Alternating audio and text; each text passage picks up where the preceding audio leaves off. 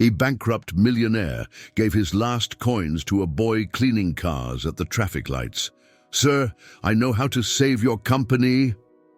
The man couldn't believe what the boy did next. Daniel Hamilton stared blankly at the papers on his desk, desperately trying to find a solution where there seemed to be none. Michael Parker, his lawyer, wore a serious expression as he closed the file of documents. "It's over, Daniel," he said, his voice low but certain. "The company is drowning in debt, and there's nothing more we can do." Daniel ran his hands over his face, feeling the cold sweat trickle down his forehead. He couldn't believe it. He had built this empire with years of hard work.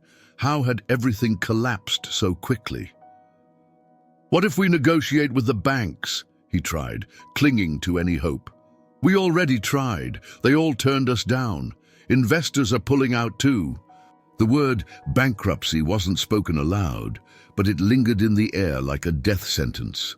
The office door opened and James, his longtime business partner and friend, hurried in. He glanced from Michael to Daniel, his face as lost as theirs. "What's going on?" James asked, his voice thick with disbelief. "We're at the edge, James. The company is finished." James ran a hand through his hair, pacing back and forth. "This doesn't make sense. We've always had a solid foundation. Unless..." He stopped and looked directly at Daniel. "What if we were victims of a scam, a diversion, a fraud by some dishonest investor?" Daniel wanted to believe there was a logical explanation, something that could be reversed. But the truth was harsh. The numbers didn't lie. The impacts of the crisis spread rapidly. The next day, the office was filled with a heavy atmosphere. Employees whispered in the hallways, fearing layoffs. Clients called to cancel contracts. And the banks, not even a return call. Daniel watched as his world crumbled before his eyes. For years, he had believed that his company was invincible. Now, he was facing the real possibility of losing everything. Needing air, he grabbed his car keys and drove off without any particular destination in mind. He cruised through the busy streets of Mexico City, trying to process everything that had happened. Had he been naive? Should he have paid more attention to the finances? He stopped at a traffic light and rested his head on the steering wheel for a moment. When he lifted his gaze, he saw a boy approaching, a dirty cloth in his hand. The boy began to clean the windshield without asking for permission. Daniel was about to ignore him, but something in the boy's eyes made him hesitate. The child looked young, maybe 12 years old, but there was determination in his expression. "Sir, would you like me to finish cleaning?" Daniel sighed, grabbed a few coins from the center console, and handed them to the boy. "Keep this." The boy took the coins but didn't leave. Instead, he leaned in slightly and looked directly into Daniel's eyes. "Sir, I know how to save your company."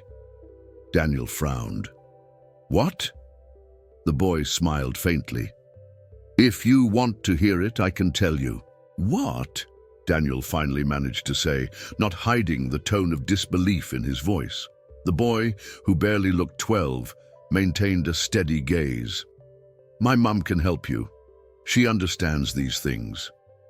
Daniel squinted his eyes. This was absurd. He was a businessman who had dealt with banks, investors, and industry experts for years. How could a street windshield cleaner possibly offer any solutions? "And who is your mother?" he asked, more out of curiosity than believing there would be a helpful answer. "Patricia Ross." The name didn't ring a bell. "And why should I care about that?" Caleb sighed, as if he had already anticipated that reaction. "Because she knows how people like you lose money without realizing it." Daniel furrowed his brow. "What do you mean by that?"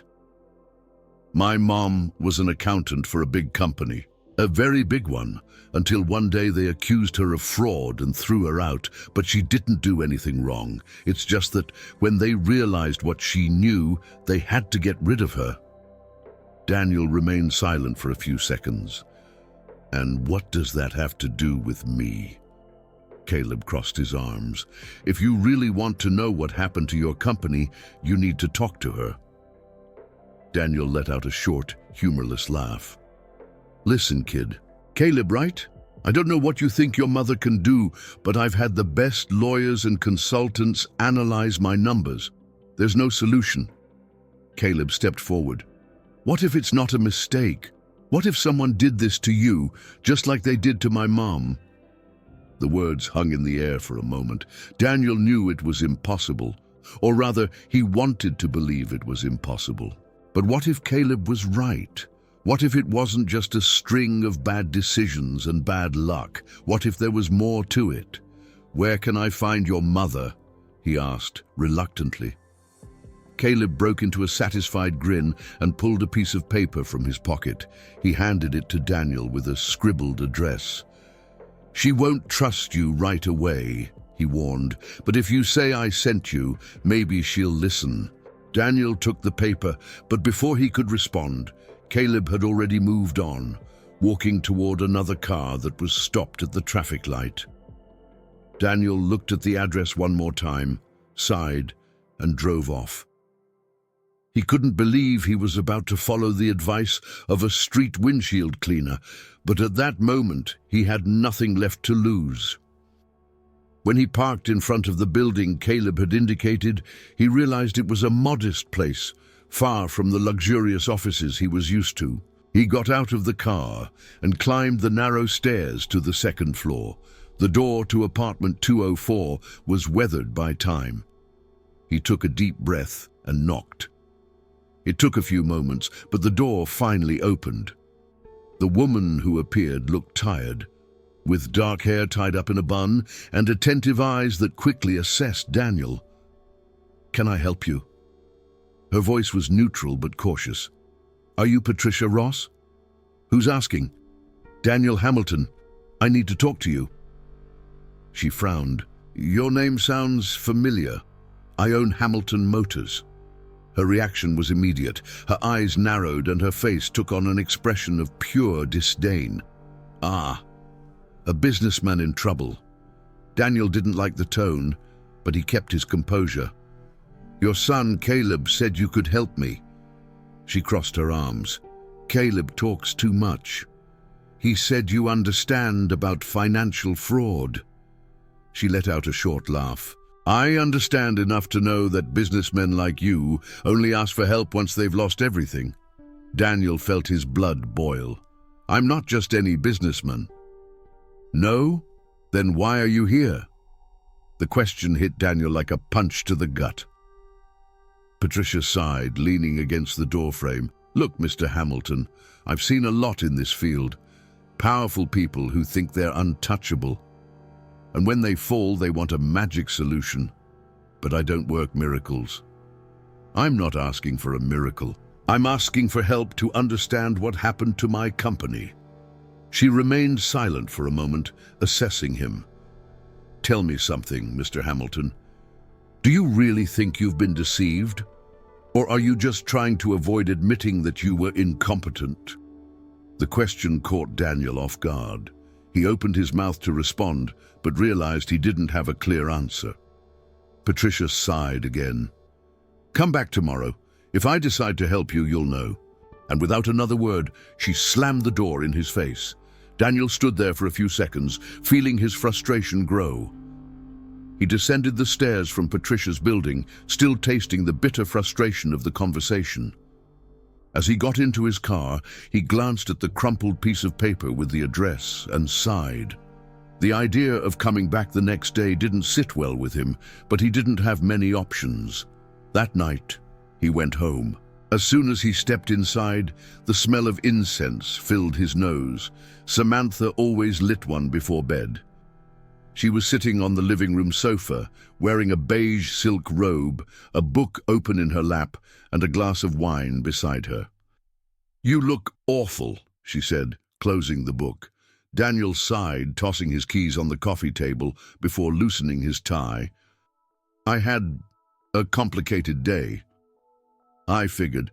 James called earlier, but I didn't answer. I thought I'd wait to hear from you." Daniel let out a heavy sigh and sat beside her on the couch. It's worse than I thought. The company is on the brink of collapse, and I don't know who to trust anymore.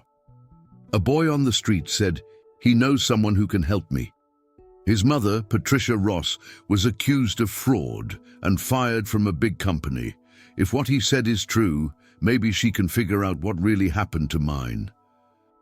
Samantha leaned her elbow on the armrest and looked at him for a few seconds. And you really believed a street windshield cleaner? Daniel was silent for a moment, staring at the wine in her glass. I don't know. But right now, any lead is better than nothing. If you're watching this far, I'm sure you're liking it. So I want to ask you to subscribe to the channel. Patricia looked at Daniel with skepticism. He had come back, just like she expected, but his demeanor was different from the previous day. He no longer appeared to be just a desperate businessman. There was a glimmer of determination in his eyes. Do you really believe you were deceived, or are you just looking for someone to blame? She asked, crossing her arms. Daniel stood firm, his posture resolute. I've always been careful with the company. I never made impulsive decisions. But now, everything has fallen apart too quickly. Something's wrong, and I need someone to see what I can't. Patricia studied his face. She knew that type well. Businessmen who thought they had everything under control until reality proved them wrong. But there was something genuine in the way he spoke. I'll take a look at the numbers, she said, pulling out her laptop. But if it's just your incompetence, don't expect me to sugarcoat it. I'm not asking for excuses. I want answers. Daniel sent the financial documents to her email, and within seconds, Patricia began analyzing them. Silence filled the room as her eyes scanned the records. Daniel expected her to confirm the bankruptcy, to tell him there was no way out. But after a few minutes, Patricia furrowed her brow. This doesn't make sense. What's wrong? She pointed to the screen. These reports have inconsistencies. Small variations in the values, but frequent. It's as if someone has been manipulating the numbers to cover something up. Daniel leaned forward to take a look. To him, they were just columns of numbers. Could it be an accounting error? Patricia let out a short laugh. Not when it's been happening for years. These strange movements started at least 5 years ago. Small amounts at first, but they've increased progressively. Daniel's heart began to race. 5 years? How had he not noticed anything? And what does that mean? Patricia closed the laptop and crossed her arms. It means this didn't start recently. Someone may have been siphoning money for a long time. Daniel felt a heavy weight settle in his chest. Someone inside the company. But who? Could it be a mistake? A system error? She shook her head. It's not a mistake. This was done on purpose. Daniel took a deep breath. He had always trusted his administrative team. He had a reliable accountant, an experienced financial director. None of them would do something like this, would they? Do you have access to the names of those who authorized these transactions? Patricia raised an eyebrow. If you give me full access to your company's files, I can find out. But that means opening up your entire financial life to me. He hesitated for a moment, but he knew he had no choice. Do whatever it takes. Patricia nodded. If someone inside your company is involved in this, we'll find out.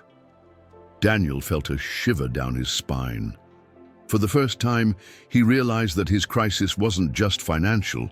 It might be a trap set right under his nose.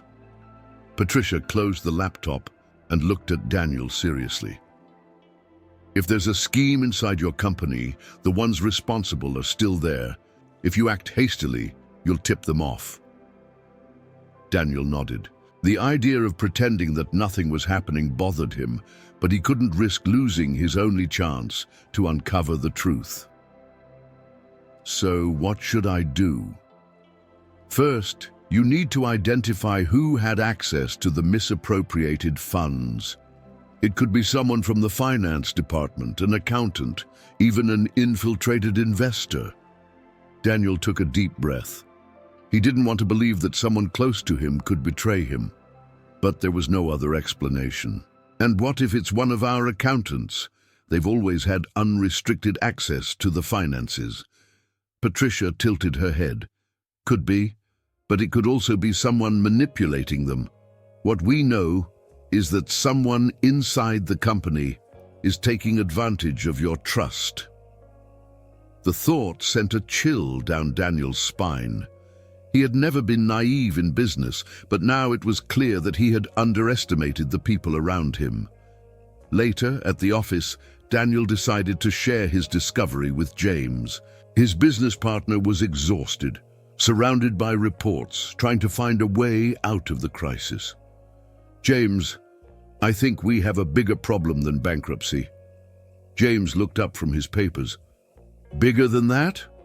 Daniel took a deep breath.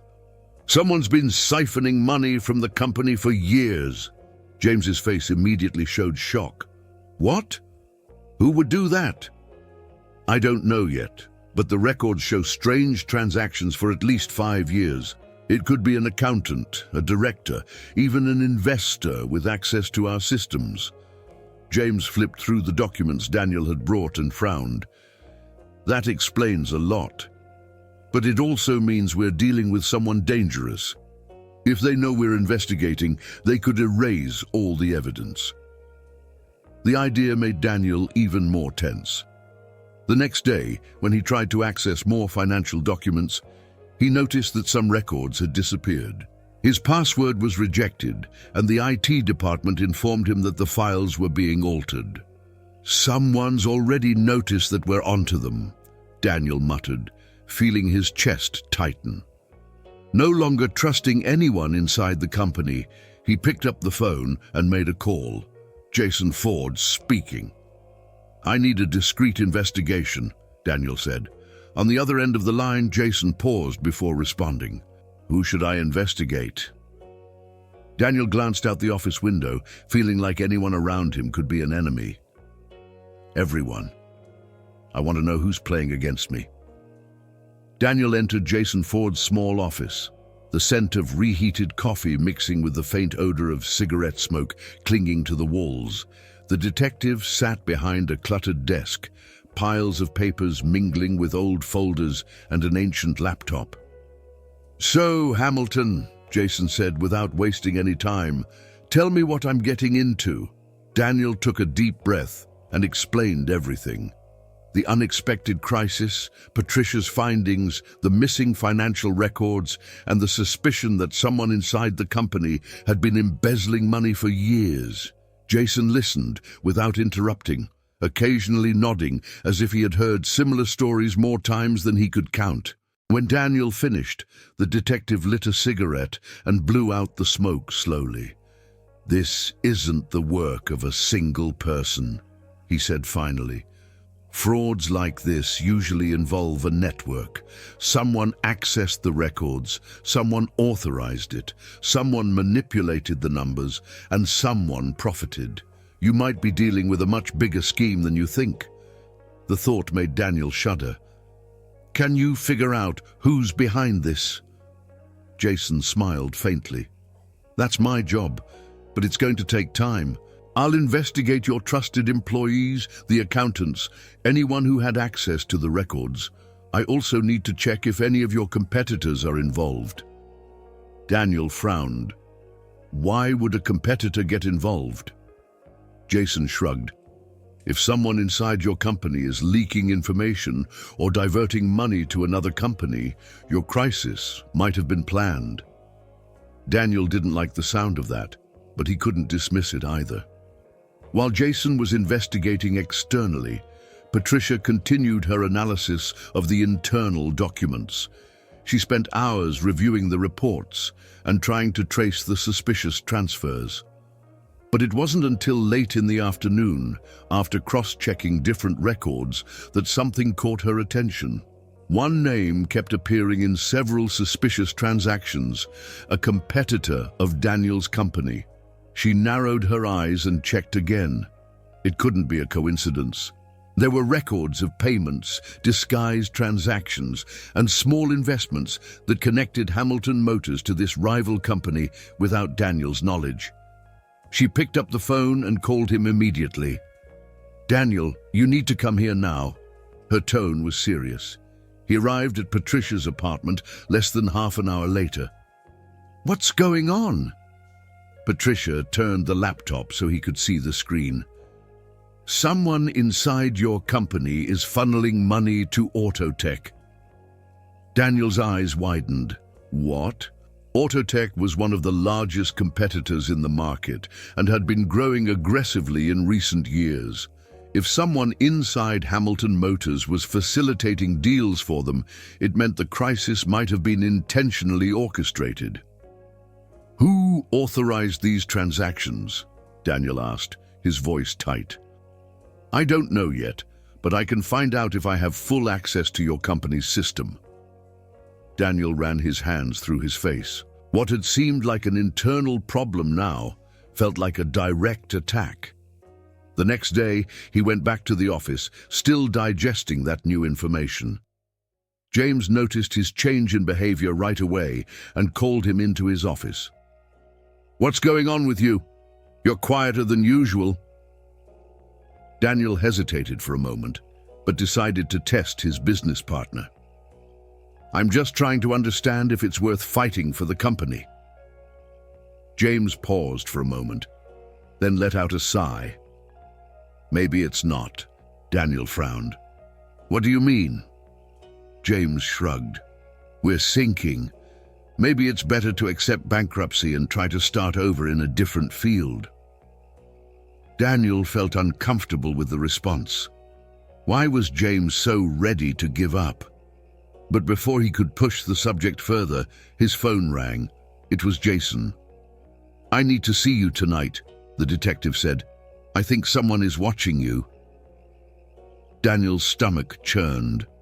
After work, he got in his car and drove to the meeting place Jason had arranged. Along the way, he noticed something odd. A black car seemed to be following his movements. He made a few random turns to test it. The car stayed behind. His heart started to race. At the next traffic light, he decided to act.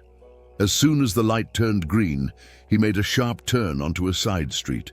The following car hesitated and then disappeared into the traffic flow. Daniel took a deep breath. Was it just a coincidence, or had someone figured out he was investigating? The next day, the answer came. When he arrived at the office, his assistant rushed up to him with a newspaper in hand. "Mr. Hamilton, have you seen this?"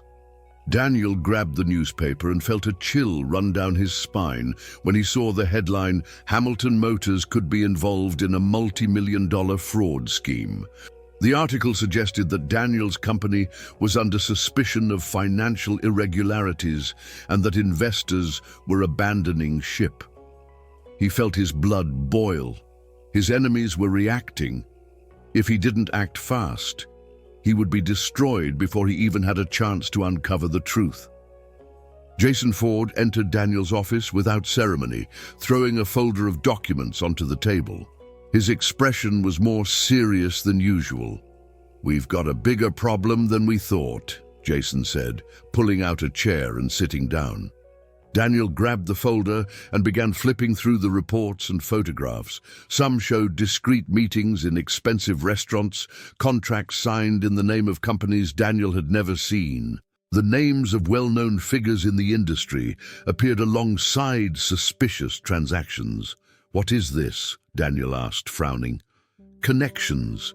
Your financial crisis isn't just the result of poor management or bad luck. There's a much bigger scheme operating behind the scenes, and Hamilton Motors is just a pawn on the chessboard." Daniel looked at him, trying to process what he was hearing. "You're telling me my company has been the target of a planned attack?" Jason lit a cigarette and slowly exhaled. I'm saying that someone has been manipulating the market for years, and now your company's been dragged into the game without you realizing it. Daniel felt a heavy weight settle in his chest. He had thought he was dealing with a simple case of internal fraud, but now he saw it was much larger than that. That evening, he went back to Patricia's apartment to discuss the new findings. She immediately noticed his tired expression. "You look awful," she said, pulling a chair out for him to sit. Daniel ran his hand through his face and let out a long sigh. "I feel awful." Patricia, who had previously only seen him as an arrogant businessman trying to save face, began to see him differently. Daniel wasn't just a desperate executive. He had been deceived, used, and now he was fighting something far bigger than he had imagined. She poured him a glass of water and placed it in front of him. "You need to rest a bit." Daniel let out a humorless laugh. "Rest? With everything that's going on?" "Yes, because if you keep going like this, you won't survive this fight." He looked up and saw that for the first time, Patricia wasn't just analyzing him with distrust. She was concerned. The next day at home, Samantha watched him as he got ready to leave. "You've been acting strange, Daniel. What's going on?" He hesitated for a moment. He didn't want to involve her in the chaos. But something in the way she asked made him pay more attention to her. She seemed nervous. "I'm just trying to figure out the company's situation," he replied, watching her reaction. She forced a smile. "I hope you can figure it out. I don't want this affecting our life." His response was a simple nod, but something inside him told him Samantha knew more than she was letting on. At the office, James entered without warning and threw a contract on Daniel's desk. "I've got a solution." Daniel picked up the document and started reading. "You want me to sell part of the company to these investors?" James nodded. "They can inject enough money to stabilize the finances. It's the only way to avoid total bankruptcy." "This seems like a rush deal," Daniel said, not lifting his eyes from the contract. "Because it is a rush deal," James retorted, impatient. "We don't have time to think too much. Either we accept their help or we're finished." Daniel took a moment to make a decision. "Fine. Give me some time to review everything and come up with an answer." James nodded and left. As soon as the door closed, Daniel picked up the phone and called Jason. "I want you to find out who these investors are and what their real interests are." The detective let out a short laugh. "I knew you wouldn't buy into this." "Something's not right, Jason. I'm closer to the truth than ever." Jason fell silent for a moment before responding. "Then you'd better be careful. When you're close to the truth, that's when they try to silence you." Jason Ford didn't waste any time. As soon as Daniel asked him to investigate the investors James had introduced, the detective put his contacts into action. A few hours later, he had enough information to confirm what Daniel had feared. He set up a meeting with Daniel at a discreet bar in downtown Mexico City. As soon as the businessman arrived, Jason slid a folder onto the table. "Here's what you needed, but I'll tell you right now, you're not going to like it." Daniel opened the folder and felt a tightening in his chest when he saw the documents. The investors interested in saving Hamilton Motors had direct connections to Autotech, the very competitor Patricia had identified in the suspicious transactions. "These guys are part of a group that's already tried to take down your company," Jason explained, lighting a cigarette. "If you accept the deal, they'll take control. And trust me, they won't let you stay." Daniel clenched his fists. This means James, at the very least, he knew who he was dealing with. At worst, he's been involved from the beginning. Daniel's blood boiled.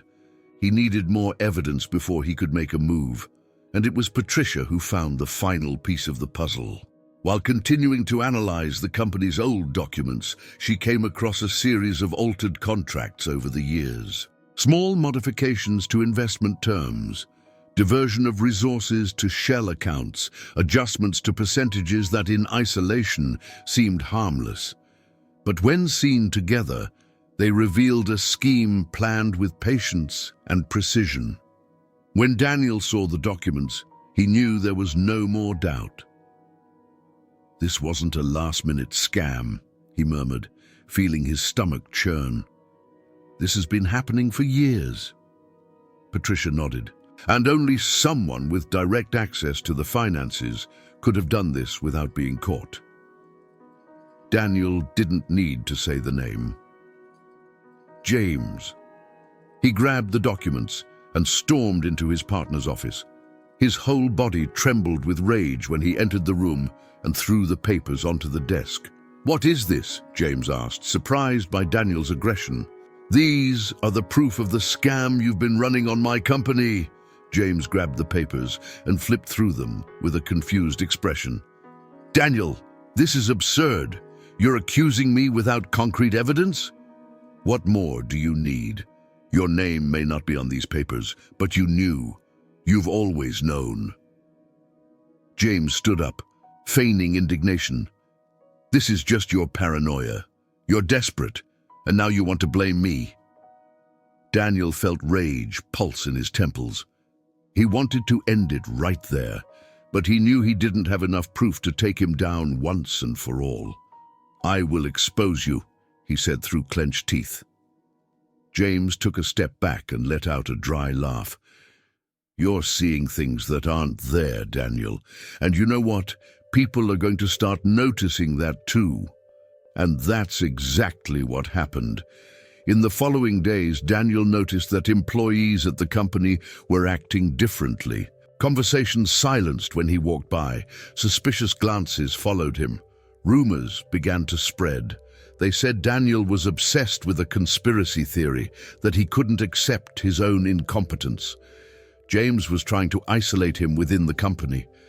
But Daniel didn't have time to worry about that, because something much worse happened. That afternoon, he received a call from Patricia. Her voice trembled. "Someone broke into my apartment."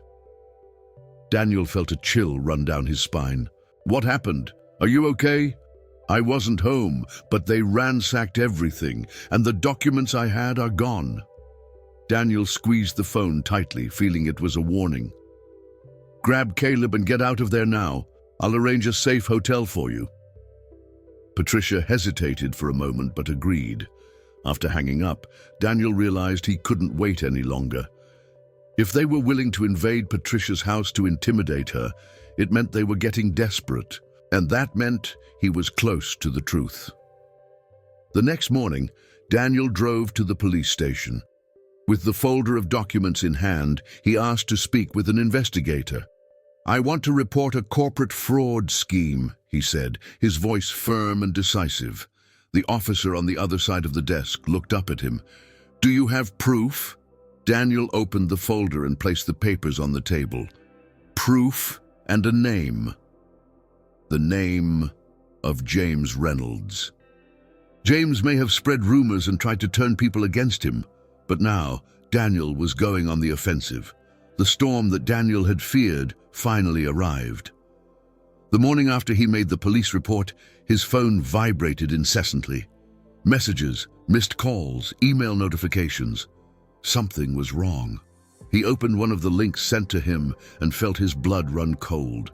His photo was featured on the front page of one of Mexico's biggest newspapers. Daniel Hamilton under suspicion of fraud.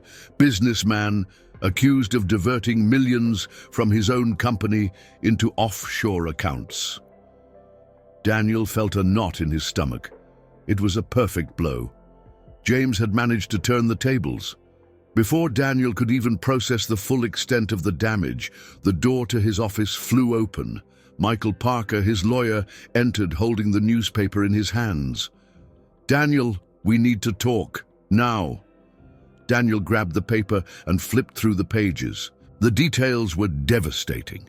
The article painted him as a greedy businessman who had manipulated the numbers of Hamilton Motors to enrich himself at the expense of investors and employees.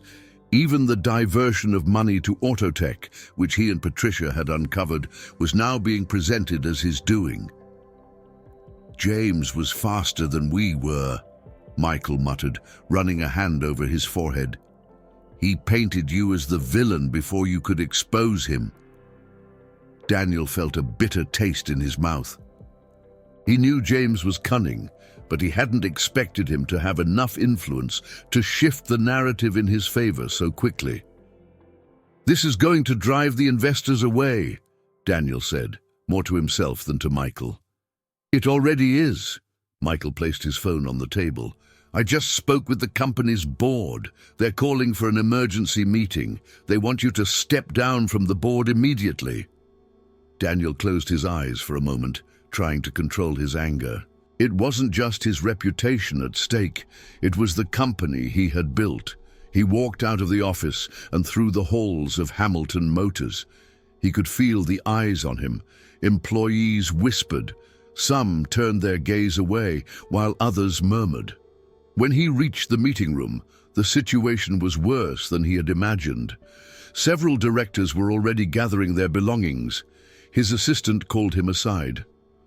"Mr. Hamilton, 3 directors resigned this morning. 2 more are considering leaving. Investors are panicking." The weight of the situation hit Daniel hard. If he didn't reverse this quickly, the company would collapse before he had a chance to prove his innocence. That night, when he arrived home, all he wanted was a moment to breathe and reorganize his thoughts. But as soon as he opened the door, he found Samantha standing in the middle of the living room, surrounded by suitcases. She didn't even try to hide it. "What is this?" Daniel asked, his chest tightening. Samantha calmly closed one of the suitcases. "I'm leaving." Daniel stood motionless for a moment. "Are you not even going to ask me if the accusations are true?" She let out a short laugh. "Does it matter? The press has already decided. The investors have already decided. The company is sinking, Daniel, and I'm not going down with you." He felt the floor drop out from under him. "So that's it? You've already decided to leave me?" Samantha looked at him for a few seconds before answering. "I've already taken care of my interests. You should have done the same." She passed by him without looking back. Daniel felt an emptiness growing inside him. It wasn't just his company that was falling apart, but there was no time to mourn. Before he could process everything that had happened, his phone rang. It was Jason. "I've got something for you." Daniel took a deep breath and left the house. He met Jason in a quiet parking lot where the detective was waiting for him inside a discreet car. As soon as Daniel got in, Jason handed him a flash drive. "What is this?" "The trap I set for your friend James." Jason explained that he had managed to arrange a fake meeting between James and a supposed investor from Autotech. The detective had secretly recorded the entire conversation. "He fell for it like an idiot," Jason said, pleased. "You'll like what he said." Daniel connected the flash drive to his laptop and pressed play. James's voice came through clearly. "Daniel hasn't figured anything out. He still thinks he can turn this crisis around. Once he's out of the picture, the company will be in the right hands." Daniel clenched his fists. Jason smiled. "Now you've got something to fight back with." For the first time since this all began, Daniel felt like he was one step ahead. But he knew James wouldn't fall so easily. The war was far from over. Daniel didn't sleep a wink that night. James's recording still echoed in his mind. Once he's out of the game, the company will be in the right hands. The cynicism in his former partner's voice only fueled the growing anger inside him. James hadn't just deceived him. He had turned Daniel into a disposable pawn in a game that had been played for years. The next morning, Daniel met Jason at a discreet cafe in downtown Mexico City. The detective was already waiting at a secluded table, casually scrolling through his phone, while a cup of coffee sat cold beside him. As soon as he saw Daniel approaching, Jason pushed a laptop to the center of the table. "Here's the bombshell you wanted." Daniel took a deep breath before opening the laptop.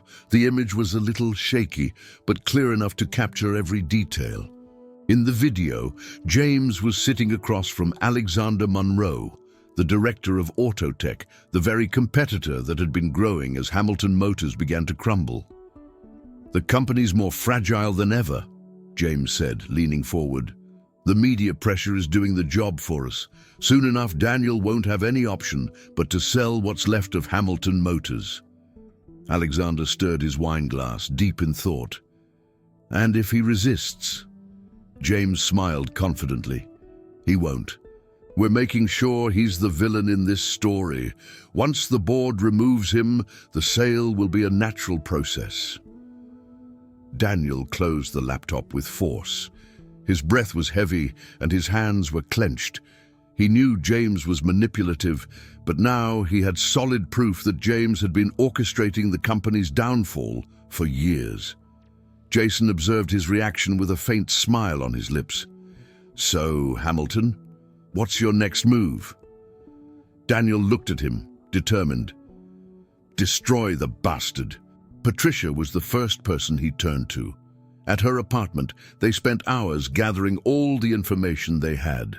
With her auditing experience, Patricia turned the recording into a solid file. Old documents were added, highlighting manipulated contracts, suspicious transfers, and frauds that had been going on for years. "With this, there's no way he can escape," she said, pushing the folder across the table. "Once this file is handed over to the police, he's finished." Daniel skimmed through the documents. Each page was a direct blow.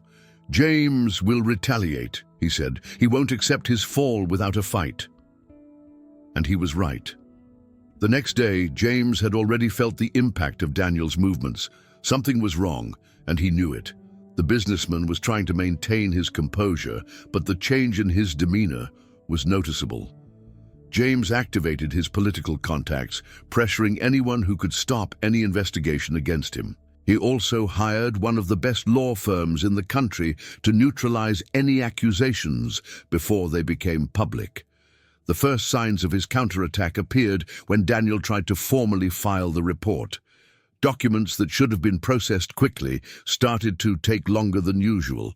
Some witnesses within the company, who had previously been willing to cooperate, began to clam up, citing fear of retaliation. Daniel realized that if he waited for justice to act in its own time, he would lose the battle. If James wanted to play dirty, so could he. That night, Daniel made a risky decision. He took a segment of the recording and sent it to Mason Sanders, one of Mexico's most influential investigative journalists. Mason didn't hesitate to publish it. The next morning, the headline dominated the newspapers and social media. "Businessman James Reynolds, involved in sabotage scheme against Hamilton Motors." The impact was immediate. The public turned against James in a matter of hours. Autotech was forced to deny any involvement. Investors who had been willing to negotiate with James began to pull back. For the first time, James realized he was cornered.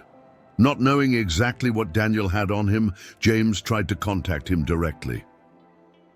"We both know you don't have proof of all this," he said on the phone, his voice still confident but tinged with tension.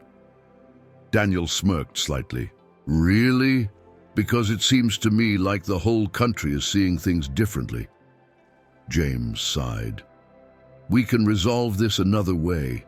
There's still an escape route for both of us. The only way out for you, James, is prison." And with that, Daniel hung up. That afternoon, Daniel and Michael went directly to the police station with the complete dossier.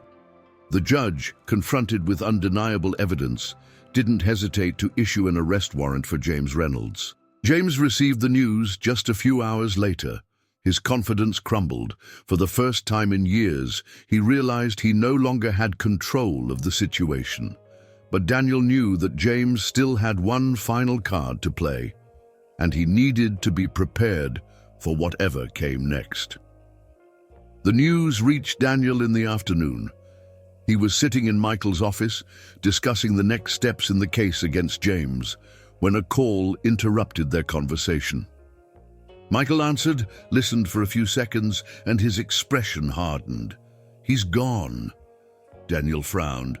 "What do you mean, gone?" "James managed to escape the country before the warrant could be executed. Looks like he used some influential contacts to help him leave. Interpol's already been notified, but for now, he's disappeared." Daniel felt frustration swell inside him. He wanted to see James in handcuffs, dragged away by the police, facing the public humiliation he deserved. But instead, James was free, out of reach of the law. Jason, who was also present, let out a sigh filled with irony. "This guy's a smart rat, but nobody stays hidden forever." Despite the blow, the case against James continued. Even without the main defendant present, the evidence was solid enough to keep the case active. The legal battle was intense, with James's lawyers trying to disqualify the evidence and undermine Daniel's credibility. But little by little, the tide began to turn. With the media covering every move in the case, Daniel was finally able to clear his name. He was absolved of any involvement in the fraud, and James's public image began to deteriorate. Investors, who had previously been hesitant, started to see Daniel as a victim rather than a criminal. However, while Daniel focused on rebuilding his reputation, someone from his past reappeared. Samantha. He came home after a long day and found her waiting in the lobby of the building. Her gaze was calculating, but her voice was sweet. "Daniel, can we talk?" He crossed his arms. "We have nothing to talk about." "I made a mistake," she said, taking a step forward. "I was scared. I thought everything was lost and made a hasty decision." He studied her for a few seconds. She still wore the same expensive clothes, still had that air of superiority she always had. But there was something different. This time, he wasn't the one who needed her. "You didn't come back because you regretted it, Samantha," he said, his voice firm. "You came back because you thought I wouldn't make it out of this, and now you want to secure what you can before it's too late." She forced a smile. "Don't say that, Daniel. I'm still your wife. No, you were my wife, and now that means nothing to me." Her smile faded. "I can sue you for everything we have together." Daniel laughed. "Try your luck." She hesitated for a moment, as if expecting him to back down. But Daniel didn't say anything else. He just walked past her and entered the elevator. Samantha realized, too late, that her time had run out. The following days were a relief. Without Samantha, without the weight of doubt about his innocence, Daniel began to see things from a new perspective. And in this new phase, Patricia was by his side. They spent more time together than anyone expected. Their bond had changed. At first, it was just a partnership of convenience, but after everything they'd been through, it was something deeper. One night, as they were reviewing the final documents of the case, Daniel noticed that Patricia seemed different. She too seemed to sense the change between them, but she hesitated just as much as he did. "Have you thought about what you'll do when all this is over?" she asked, not lifting her eyes from the papers. Daniel smiled faintly. "Not yet, but I know that without you, I wouldn't have made it this far." She looked up. "I've just done what needed to be done. And even so, you did more than anyone else would have done for me." They stared at each other for a few seconds, as if they were about to say something important. But then Daniel's phone rang, breaking the moment. It was Jason. "We've got news," Daniel answered immediately. "What is it?" "It seems someone wants to see James in prison as much as you do. We've received an anonymous tip about his whereabouts." Daniel stood up, adrenaline coursing through his body. "Where is he?" Jason paused before answering. "He's trying to board a clandestine flight. The police are already on their way." Daniel exchanged a glance with Patricia. James thought he had escaped, but justice was closer than ever. Now, he would finally face the consequences. Patricia's phone vibrated on the nightstand next to her bed in the middle of the night. The sound was enough to wake her from a restless sleep. Her first instinct was to look beside her, where Caleb slept peacefully, his arm around the pillow. The clock on the nightstand read 2:37 a.m. She hesitated before answering, but something inside her told her this wasn't an ordinary call. "Hello?" On the other end, a cold, emotionless voice whispered, "You thought you could hide this forever?" Patricia's blood ran cold. "Who is this?" Silence followed, then the sound of the call being abruptly ended. She remained still for a few moments, gripping the phone tightly. Someone new. In the past few months, her life had turned into chaos. At first, she had hesitated to get involved with Daniel because it meant getting closer to James, a man she despised. But deep down, she knew James better than anyone. If anyone had the capacity to destroy Hamilton Motors out of pure greed, it was him. What she hadn't expected was for this revenge to awaken ghosts she had tried to bury more than a decade ago. The next morning, Jason arrived with his usual stoic expression. The detective entered Patricia's apartment and found Daniel already sitting, waiting for new information. "I need to talk to both of you," Jason said, throwing a folder on the table. Daniel grabbed the papers and began flipping through them. His expression shifted as he read the information, and he abruptly stopped, staring at Jason. This has to be a mistake." Jason crossed his arms. "I triple-checked. Caleb isn't just Patricia's son. He's James's biological son." Silence filled the room. Daniel looked at Patricia, waiting for her to deny it, to say that this was a mix-up, a mistake, a lie. But she stood frozen, her face pale. "Is it true?" Daniel's voice came out tense. Patricia looked away. "Yes." Daniel jumped to his feet, his blood boiling. "You knew this from the beginning and never told me." Patricia took a deep breath before answering. "I never wanted James to find out." "What was all this about then? Was it just revenge? You got close to me to destroy the man who hurt you."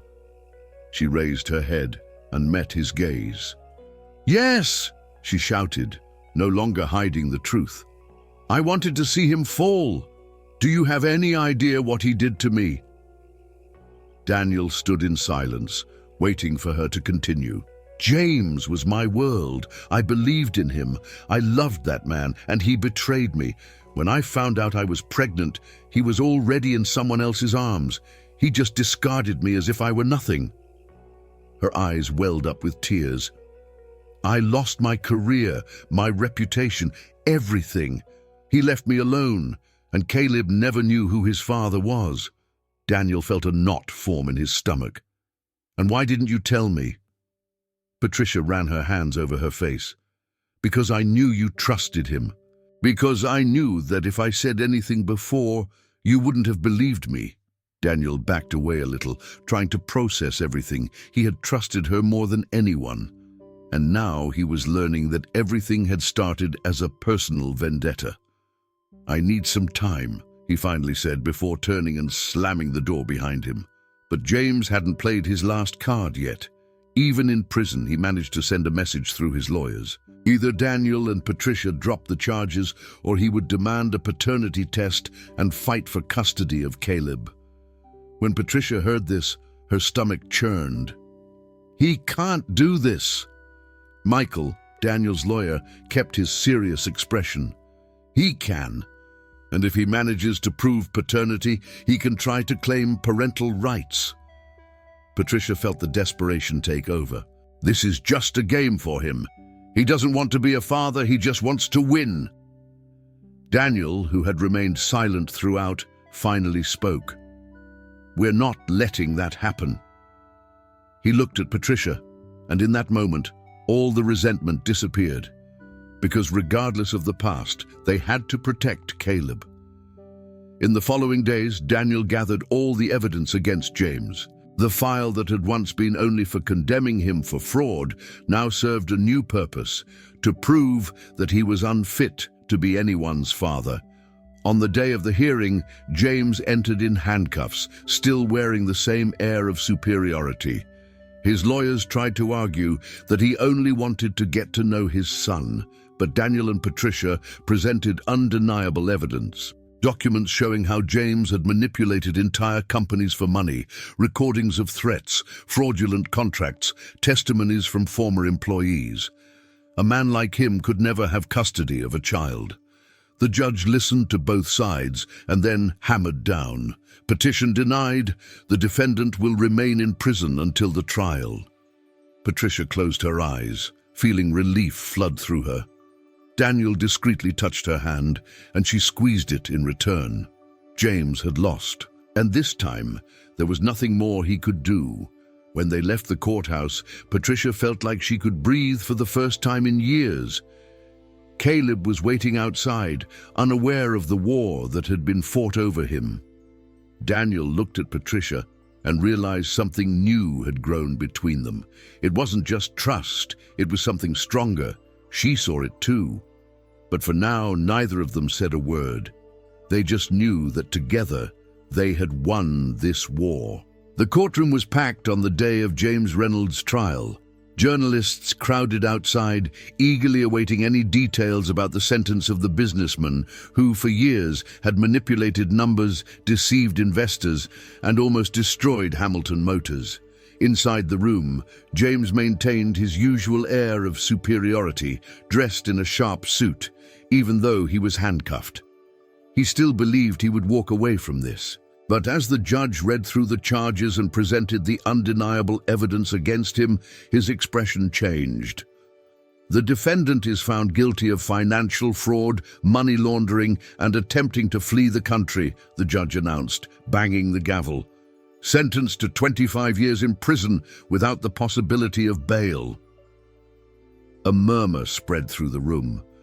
James went pale. Up until that moment, he had believed his influence could get him off the hook, that his political connections would soften his sentence. But now it was clear. He had lost. Daniel, sitting in the first row next to Patricia, let out a long sigh, as if a massive weight had finally been lifted from his shoulders. The threat was gone. In the following days, the media coverage of the case dominated the news. With James's conviction, Daniel's public image began to be restored. Hamilton Motors, which had almost been destroyed, was now seen as a victim of the scheme, and gradually, investors who had once pulled out began to reconsider their partnerships. But Daniel knew that restoring the company's reputation wasn't enough. It was time to start over. The first decision was to restructure the board.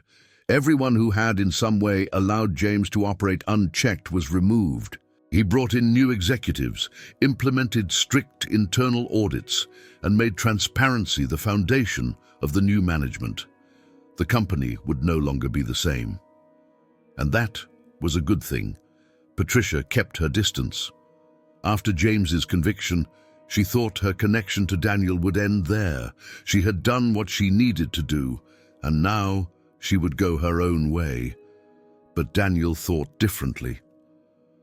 One afternoon, he invited her to lunch. They met at a discreet restaurant, away from the eyes of the press. "I thought you'd have forgotten about me by now," she said, half joking, as she absently stirred her glass of water. Daniel smiled. "Impossible to forget someone who saved my company." She raised an eyebrow. "So, what's this meeting about?" He pulled an envelope out of his jacket pocket and placed it on the table. "This is for you." She opened it and found a formal job offer. "Chief Financial Officer?" Patricia frowned. "You're the most qualified person for this. If anyone can ensure that nothing like what James did ever happens again, it's you." Patricia fell silent for a moment. This wasn't what she had expected. "Daniel, I don't know if I want to go back to this world. I know you have your reasons for wanting to stay away, but think of this as a chance to do things the right way. No corruption, no manipulation, just honest work. She ran her fingers over the paper. It was a real opportunity. A fresh start. I'll think about it, she said finally. Daniel smiled. That's all I ask. But he wasn't done yet. There's one more thing. He pulled out a smaller envelope and handed it to her. Inside was the key to a new car. What is this? A gift. Patricia laughed, shaking her head. Daniel, I can't accept this. Yes, you can. You helped me when no one else believed in me. I want to give back. She looked at him for a few seconds, then looked down at the key. You always have to be this honorable man, don't you? Someone has to keep the tradition. Patricia smiled, but there was something more in that smile. A hesitation, a fear that this moment might be the beginning of something she wasn't ready to face. Before leaving, Daniel looked at her one last time. I also want to make sure Caleb has access to the best education possible. I've made the necessary contacts. You don't need to worry about that. Her eyes welled up with tears.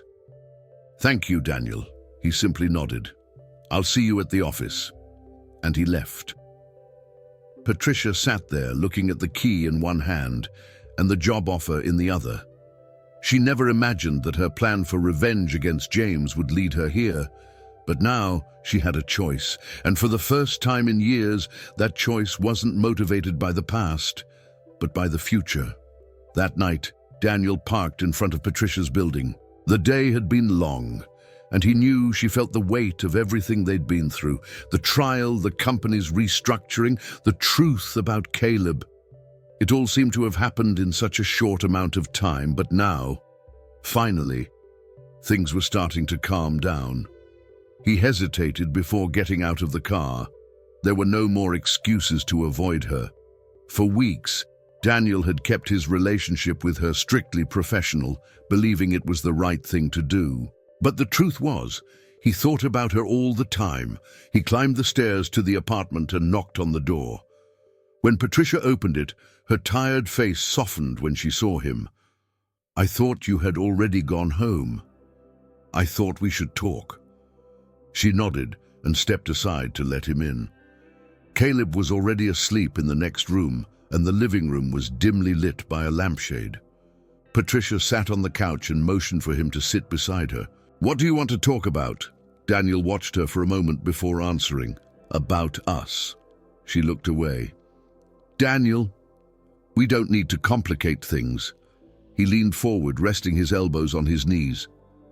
I spent a long time trying to ignore this, pretending we were only allies by convenience, but I can't pretend anymore. Patricia clasped her hands in her lap. What happened between us started as revenge, Daniel, not love. But it ended differently. She bit her lip, still reluctant. What if it goes wrong? He smiled faintly. For the first time in a long time, I'm not worried about what could go wrong. I want to know what could go right. Patricia took a deep breath, as if absorbing his words. Then, finally, she looked up at him. There was a tension in the air, something they had both carried for far too long. Neither of them knew who took the first step, but when they realized it, they were close enough to feel each other's breath. And then it happened. The kiss wasn't rushed nor impulsive. It was the inevitable conclusion to everything they had been through together. A meeting of two people who had fought, fallen, risen, and in the end found in each other a reason to keep going. Daniel held Patricia's face in his hands, deepening the kiss gently, as if to make sure she understood that this wasn't a spur-of-the-moment decision, but a choice. When they pulled apart, their eyes met, and for the first time, there were no doubts, no resentments, and no secrets between them, just the possibility of a future. I think this answers your question, Daniel murmured. Patricia smiled, resting her forehead against his. I think so. That night, Daniel left Patricia's apartment feeling different. For the first time in a long time, he wasn't alone. The following days confirmed what he already knew. Patricia was by his side, not as an ally, but as someone who truly wanted to be there. Caleb also began to get closer to Daniel. The boy, as sharp as ever, noticed the change in the dynamic between his mother and Daniel, and instead of questioning it, seemed to accept it naturally. One afternoon, while Daniel was reviewing some contracts at the office, Caleb walked in, holding a drawing. "Look what I made." Daniel took the paper and smiled. It was a drawing of him, Patricia, and Caleb, all holding hands. "It's great." Caleb watched him with curiosity. "Are you going to stay with us?" Daniel bent down to be at the boy's eye level. "What do you think?" Caleb smiled. "I think you should." Daniel ruffled his hair, laughing. "Then I guess I'll have to stay." Patricia, who had been watching from a distance, smiled softly. Maybe this was exactly what they all needed. Daniel then realized that his life had completely changed. He had lost, fought, and rebuilt everything from scratch. But above all, he had found something he had never had before, a true reason to move forward, and with Patricia and Caleb by his side, he was ready to begin again.